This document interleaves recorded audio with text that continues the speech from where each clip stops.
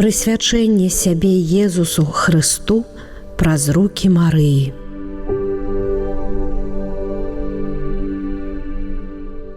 В імя Отца и Сына и Духа Святого. Амин. 28-й дзень падрыхтоўкі да прысвячэння сябе Езусу Хрысту, целаўлёнай мудрасці праз Марыю, паводле святого Людвіка Мария Гриньона де Монфора. Жадаю пазнаць і полюбіць Езуса Хрыста ў целаўлёную мудрасць. Першая таямніца Езуса – целаўленне. Прыйдзі, Стварыцель, Дух Святы, наведай вернікаў сваіх, напоўні ласкай з вышыні сэрцы, што створаны Табой. Названы суцяшыцелем, Ты найвышэйшы Богадар, жыцця крыніца і любоў, і ўзмацнення нашых душ. Ты спасылаеш 7 дароў, бо маеш сілу ад Айца. Праз Сына, абяцаны нам, Ты мноства моваў прамаўляў. Сваёю ласкай асвяці сэрцы і розум нашыя, і целы нам аздараві, і нашы цноты ўзмацняй. Ты злога духа адгані, і супакоем адары, заўсёды за сабой вядзі і прабачэння грэшным дай. Дай праз Цябе Айца пазнаць, і шлях да Сына пакажы. Ты дух любові іх дваіх, верым Табе ва ўсе часы. Богу Айцу хвала заўжды, і Сыну Воскресламу, Суцяшыцелю Табе хвала на вечныя вякі. Амин. З першага лісту святого апостола Яна, 1 раздзел, ад 1 па 4 вершы. Тое, што было ад пачатку, што мы чулі пра слова жыцця, што бачылі на свае вочы, на што глядзелі і да чаго дакраналіся нашыя рукі. Бо жыццё аб'явілася, і мы бачылі, сведчым і абвяшчаем вам гэтае вечнае жыццё, якое было ў Айца і аб'явілася нам. Тое, што мы бачылі і чулі, абвяшчаем і вам, каб і вы мелі еднасць з намі. А наша еднасць ёсць з Айцом і Сынам Ягоным, Езусом Христом.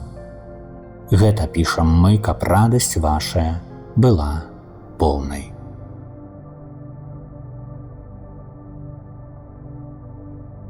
З кнігі святого Людвіка де Монфора трактат аб сапраўдным ушанаванні Найсвяцейшай Панны Марыі. Час не дазваляе мне затрымлівацца тут, каб растлумачыць цудоўнасць і веліч таямніцы Езуса, які жыве і валадарыць у Марыі, ці іншымі словамі уцелаўлення слова.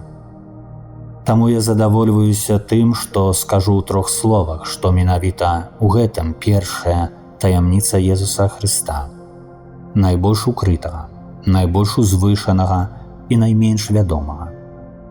Менавіта ў гэтай таямніцы Езус ва ўлонні Марыі, называны святыняй Божых таямніцаў, абраў сабе ўсіх святых.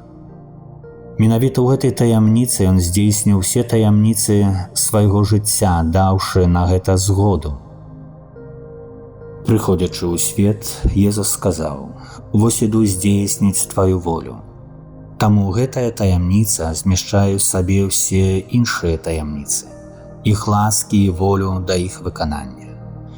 Нарэшце, гэтая таямніца – гэта трон міласэрнасці, великадушнасці і хвалы Божай.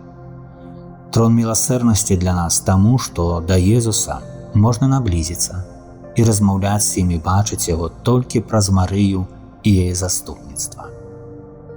Езус назаўсёды выслухоўвае сваю дарагую маці і праз яе заўсёды ўдзяляе ласкі і міласэрнасці бедным грэшнікам.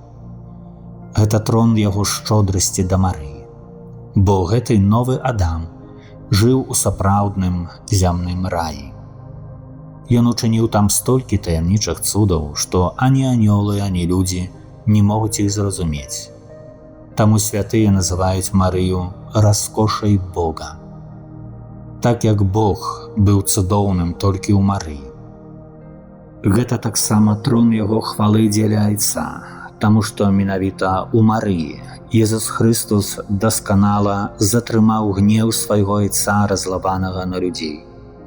Ён дасканала аднавіў хвалу, якую зруйнаваў грэх і праз ахвяру сваёй волі і самога сябе прынёс Айцу больш хвалы, чым все іншыя ахвяры старога закону. І, нарэшце, праз Марыю Езус прынёс Айцу бязмежную хвалу, якую ён ніколі не атрымоўваў ані ад аднаго чалавека. Велічае душа моя Пана, і ўзрадаваўся дух мой Богу маім збаўцу, бо глянуў Бог на пакору сваёй слугі. І цяпер благаслаўляць мяне будуць усе пакаленні, бо вялікае ўчыніў мне ўсемагутным, а імя Яго святое. І міласэрнасць Яго з пакалення ў пакаленне над тымі, хто Яго баіцца. Паказаў моц сваёй правіцы, рассеяў тых, хто пыхлівы сэрцам, скінуў магутных з трона і ўзвысіў пакорных.